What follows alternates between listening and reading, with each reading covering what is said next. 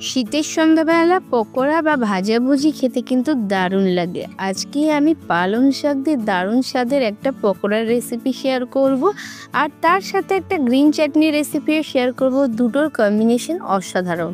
তো হ্যালো বন্ধুরা, আমি শুভ্রার রান্নাঘরে ভরিভোজ চ্যানেলে আপনাদের স্বাগত জানাই। চলুন তবে রেসিপিটা দেখে নেওয়া যাক।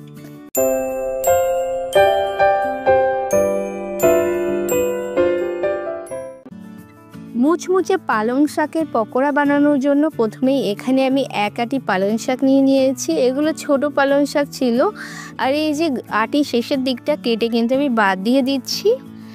এই গোড়ার দিকগুলো আমি ব্যবহার করব না রান্নায়, আর এই যে সুতোটা বাদ দিয়ে দিলাম যেটা দিয়ে বাঁধা ছিল। আর এরপর শাকগুলো একটু বেছে নেব। অনেক সময় শাকের মধ্যে অন্য ঘাস পাতা থেকে থাকে বা শাকে পোকা লাগা থেকে থাকে, সেগুলো বাদ দিয়ে দেবো। তবে আমার এখানে কিন্তু শাকটা বেশ পরিষ্কার ছিল, আর খুব একটা বেশি পোকামাকড়ও ছিল না, আর পাতাগুলো বেশ পরিষ্কার ছিল। আমি বেছে নেওয়ার পর শাকগুলোকে ধুয়ে নিয়েছি 3-4 বার জল পাল্টে পাল্টে। তারপর এরকমভাবে ঝাঁঝরির মধ্যে রেখে জলটাকে ভালো করে ঝরিয়ে নিয়েছি। এরপর শাকটাকে নিয়ে কেটে নেব। তো আমি এরকমভাবে একটু মোটা মোটা করে শাকগুলোকে কেটে নিচ্ছি। দেখুন, খুব বেশি মিহি করে কাটার দরকার নেই, এরকম একটু মোটা মোটা করে রাফলি কেটে নিলেই হবে। আপনাদের যদি শাকের ডাঁটার অংশগুলো বেশি বড় হয়ে থাকে, সেক্ষেত্রে ডাঁটার অংশগুলো বাদ দিয়ে দেবেন। আমার যেহেতু শাকগুলো ছোট ছিল, তাই পুরোটাই আমি এখানে ব্যবহার করেছি। আর এরকমভাবে ছোট ছোট করে আমি পুরো শাকটাই কিন্তু কেটে নিয়েছি। আর শাকগুলো কেটে নেওয়ার পর একটা পাত্রে তুলে নিচ্ছি। আর বাকি শাকটাও একইভাবে কিন্তু কেটে নিয়েছি। এই একই পাত্রের মধ্যে সব শাকটা নিয়ে নিয়েছি। এর মধ্যে দিয়ে দিলাম দুটো ছোট সাইজের পেঁয়াজ কুচি, আর দিয়ে দিচ্ছি হাফ চা চামচ গ্রেট করা আদা, হাফ চা চামচ গ্রেট করা রসুন, হাফ চা চামচ লবণ দিয়েছি, আর হাফ চা চামচ দিয়েছি হলুদ, হাফ চা চামচ ভাজা জিরে গুঁড়ো দিয়েছি, 1 চা চামচের 4 ভাগের 1 ভাগ বিট লবণ, আর 1 চা চামচের 4 ভাগের 1 ভাগ দিয়েছি চাট মশলা, বেশ কিছুটা কাঁচা লঙ্কা কুচি দিয়েছি, আর কিছুটা দিয়েছি ধনে পাতা 1 মুঠো মতো। এরপর সমস্ত কিছু মিশিয়ে নেব যাতে লবণ হলুদটা খুব ভালোভাবে শাকের গায়ে লেগে যায়। তো আমার পাত্রটা ছোট হয়ে যাচ্ছিল, তাই আমি একটা বড় পাত্রে সমস্ত কিছু ট্রান্সফার করে নিয়েছি। এরপর হাত দিয়ে এরকমভাবে ভালো করে মিশিয়ে নেব যাতে লবণ হলুদ বা সমস্ত মশলাগুলো সমস্ত জায়গায় খুব ভালোভাবে মিশে যায়।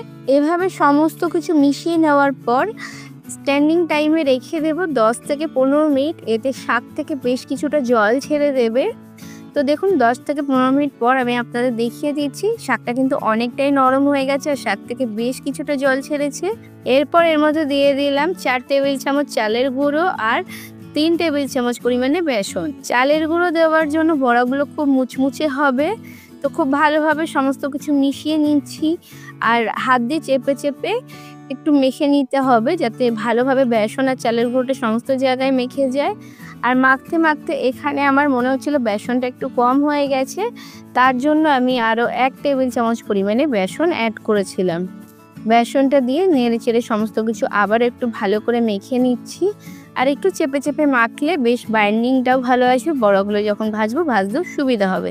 তো এরকমভাবে একটু চেপে চেপে সমস্ত কিছু মেখে নিয়েছি। তবে খুব বেশি চটকে মাখবো না, যাতে সমস্ত কিছু একেবারে দলা দলা হয়ে যায়। ঠিক এরকম করে মেখে নিতে হবে। আর মাখাটা হয়ে গেছে। এরকম ছোট ছোট করে পোরশন নিয়ে বড়াগুলোকে আমি ভেজে নেব। বড়াগুলো ভাজার আগে বড়ার সাথে খাওয়ার জন্য একটা গ্রিন চাটনি বানিয়ে নেব। তার জন্য একটা মিক্সার জারে বেশ 1 মুঠো মতো ধনে পাতা, একটা কাঁচা লঙ্কা, কয়েক টুকরো আদা আর 1 ফালি লেবুর রস আমি দিয়েছি। আর দিয়ে দিচ্ছি খুব সামান্য একটু লবণ, 2 চুটকি পরিমাণে, আর একটু দিয়েছি চিনির গুঁড়ো, হাফ চা চামচ চিনির গুঁড়ো দিয়েছি, আর 2 চুটকি পরিমাণে চাট মশলা দিয়েছি। সামান্য একটু জল দিয়ে মিক্সিতে একটা স্মুথ পেস্ট তৈরি করে নেব। আমাদের গ্রিন চাটনি রেডি। এটাকে আমি একটা পাত্রে ঢেলে নিচ্ছি। আর মিক্সির জারে না অনেকটা চাটনি লেগেছিল, একটু জল দিয়ে সেটাকেও ধুয়ে দিয়ে দিলাম। একটু পাতলা পাতলা করব চাটনিটা, খুব বেশি ঘন হবে না। ঠিক এরকম থিকনেসের একটা গ্রিন চাটনি তৈরি হয়ে গেছে। এটা কিন্তু ধনেপাতার বড়ার সাথে খেতে দারুণ লাগে। এরপর এটাকে রেখে দিয়ে আমি বড়াগুলো ভেজে নেব। দেখুন, মিশ্রণটা কিন্তু আরও একটু সফট হয়ে গেছে। এই পর্যায়ে কিন্তু ভাজতে বেশ সুবিধা হবে। চাইলে এরকমভাবে আপনারা চামচে করেও ভেজে নিতে পারেন, আবার হাতে করে দিয়েও ভেজে নিতে পারেন। আমি হাত দিয়েই তুলে তুলে ভেজে নেব। প্রথমেই গ্যাসে কড়াই বসিয়ে দিয়েছি। কড়াইটাকে খুব ভালোভাবে গরম হয়ে গেলে বেশ কিছুটা সাদা তেল দিয়ে দেব। যেহেতু ডুবো তেলে ভাজবো সেই বুঝেই তেলটা দিতে হবে। তেলটা অনেকটা পরিমাণে দিয়েছি, দিয়ে তেলটা ভালোভাবে গরম হয়ে গেলে অল্প অল্প করে এরকম ছোট ছোট করে বড়াগুলোকে ভেজে নেব। ছোট ছোট করে বড়াগুলো ভাজলে অনেক বেশি মুচমুচে হবে। প্রথমে আমি 4টে বড়া দিয়েছিলাম তেলটা ঠিকঠাক হয়েছে কিনা দেখার জন্য, তো একটু নেড়ে চেড়ে নিয়েছি। এরপর এগুলোকে একটা সাইডে দিয়ে আরও বেশ কয়েকটা বড়া কিন্তু আমি দিয়ে দিচ্ছি। আপনারা চাইলে একবারেও বেশি করে দিতে পারেন, তো আমি চেক করার জন্য ঠিকঠাক হয়েছে কিনা তেলটা তার জন্য অল্প করে দিয়েছিলাম। আর যেগুলো আগে দিয়েছি সেগুলো দেখুন আগে লাল লাল হয়ে গেছে, পরে যেগুলো দিয়েছি সেগুলো কিন্তু এখনও হয়নি। তার জন্য আমি যেগুলো আগে দিয়েছি সেগুলো নেড়ে চেড়ে লাল লাল হয়ে গেলে তারপর সেগুলোকে আগে তুলে নেব, আর পরে যেগুলো দিয়েছি সেগুলো আস্তে আস্তে ভেজে নিয়ে সেগুলো যখন ভালোভাবে ভাজা হবে তখন তুলব। তো প্রথমেরগুলো কিন্তু আমার এখানে ভাজা হয়ে গেছে, সেগুলো তুলে নিলাম। এরপর বাকিগুলো এরপর নেড়ে চেড়ে বেশ লালচে করে ভেজে নেব, নিয়ে এগুলোকেও কিন্তু তেলের থেকে তুলে নেব। এরকমভাবে সমস্ত পকোড়াগুলো ভাজবো। প্রথম ব্যাচটা আমি এরকমভাবে ভেজেছিলাম, পরের ব্যাচে কিন্তু একবারেই সবগুলো দিয়েছিলাম যতগুলো ধরে। আর এই পকোড়াগুলো কিন্তু এই গ্রিন চাটনিটার সাথে খেতে ভীষণ ভালো লাগে। এছাড়া আপনারা ডাল ভাতের সাথেও খেতে পারেন। তো দেখুন বাকিগুলো ভাজা হয়ে গেছে, এগুলো তুলে নিয়ে আরও এক ব্যাচ আমি একই রকমভাবে ভেজে নিচ্ছি।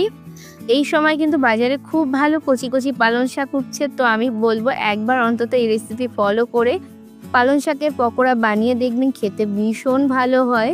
যারা পালং শাক খেতে পছন্দ করে না তারা একবার এরকমভাবে পকোড়া বানিয়ে খেতে পারেন। এছাড়া চা কফির আড্ডায় কিন্তু সন্ধ্যাবেলা পুরো জমে যাবে। আমার আজকের রেসিপিটা কেমন লাগলো অবশ্যই কমেন্টস করে জানাবেন। ভালো লাগলে লাইক শেয়ার করে অন্যদের দেখার সুযোগ করে দেবে। আর যদি কোনো নতুন ধরনের রেসিপি ট্রাই করতে চান আমার ইউটিউব চ্যানেলটায় একবার ঘুরে আসতে পারেন। সেখানে কিন্তু 400-এরও বেশি নিত্য নতুন রান্নার রেসিপি আপলোড করা আছে। তো দেখুন কথা বলতে বলতে আমার আরও এক ব্যাচ পকোড়া কিন্তু ভাজা হয়ে গেল। এরপর এগুলোকে আমি সার্ভ করে দেবো একটা প্লেটে। প্রথমেই একটা ছোট বাটিতে আমি সেই গ্রিন চাটনিটা সার্ভ করে দিচ্ছি, আর তারপর দিয়ে দিচ্ছি পকোড়াগুলো।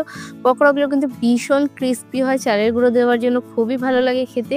আপনারা যদি আমার রেসিপিটা ফেসবুক থেকে দেখে থাকেন অবশ্যই করে আমার পেজটাকে ফলো করে দেবেন। ইউটিউব থেকে দেখে থাকলে আমার চ্যানেলটাকে সাবস্ক্রাইব করে পাশে থাকা বেল আইকনে ক্লিক করে দেবেন। আমি আপনাদের একটা পকোড়া ভেঙে দেখিয়ে দিচ্ছি। তাহলে বন্ধুরা আজকে এই পর্যন্তই, আবার আসবো অন্য কোনো দিন অন্য কোনো রেসিপি নিয়ে। ততক্ষণ ভালো থাকবেন, সুস্থ থাকবেন।